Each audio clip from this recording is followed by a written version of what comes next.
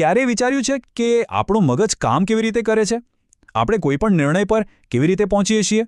આ બધાની પાછળ છે એક જબરદસ્ત વસ્તુ, તર્ક. તો ચાલો આજે આ તર્ક શું છે એને જરા સરળ ભાષામાં સમજીએ. આપણી આસપાસ જે કંઈ પણ બને છે, આપણે એને સમજીએ છીએ કેવી રીતે? શું આ કોઈ જાદુ છે? ના, બિલકુલ નહીં. આપણું મગજ જ્યારે કોઈ ઘટના જુએ છે ત્યારે એને સમજવા માટે એક ખાસ પ્રક્રિયા વાપરે છે. ચાલો જોઈએ કે એ પ્રક્રિયા છે શું. આને એનો જવાબ છે તર્ક. હા, તર્ક જ એ સાધન છે જેનો ઉપયોગ કરીને આપણે આડીઅવળી દેખાતી વસ્તુઓમાંથી કંઈક અર્થ કાઢીએ છીએ અને આપણી સમજણ વિકસાવીએ છીએ.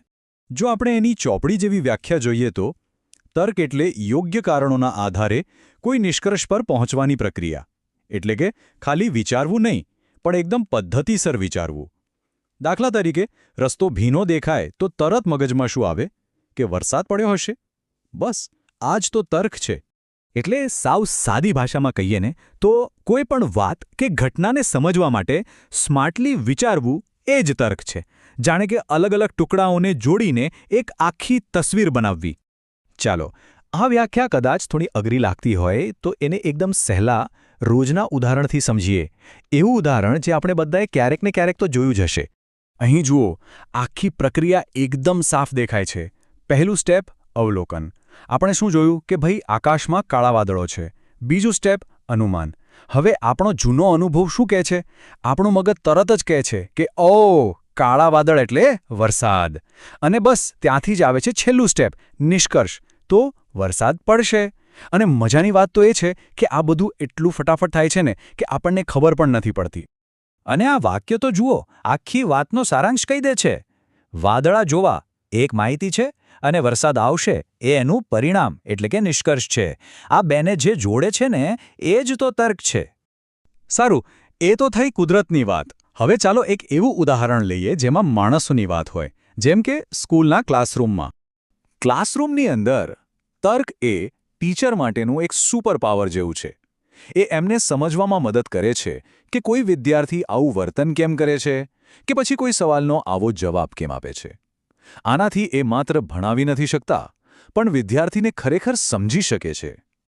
અહીંયા જુઓ, ડાબી બાજુ છે ટીચરનું અવલોકન, કે એક બાળક વારંવાર ખોટો જવાબ આપી રહ્યું છે.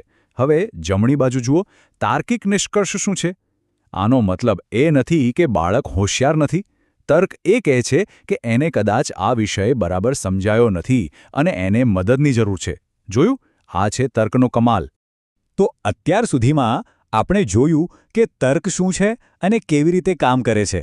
ચાલો, હવે આખી વાતને ટૂંકમાં સમજી લઈએ. આખી તર્કની પ્રક્રિયાને આપણે આ 3 સિમ્પલ સ્ટેપ્સમાં સમજી શકીએ. અવલોકન, વિચાર અને નિષ્કર્ષ. એટલે કે આપણે કંઈક જોઈએ છીએ, એના પર મનમાં પ્રોસેસિંગ કરીએ છીએ અને પછી કોઈ પરિણામ પર પહોંચીએ છીએ. અને સૌથી ઇન્ટરેસ્ટિંગ વાત શું છે ખબર છે? આ પ્રોસેસ આપણા મગજમાં નોન સ્ટોપ ચાલતી જ રહે છે, દર સેકન્ડે. એટલે આખી વાતનો સાર એ છે કે તર્ક એક બ્રિજ જેવો છે, એક પુલ. શેની વચ્ચેનો પુલ? આપણે જે જોઈએ છીએ અને આપણે જે સમજીએ છીએ એની વચ્ચેનો. એ અવલોકનને જ્ઞાનમાં બદલી નાખે છે. તો હવે જરા એક ક્ષણ માટે વિચારો, છેલ્લે ક્યારે તર્કનો ઉપયોગ કર્યો હતો?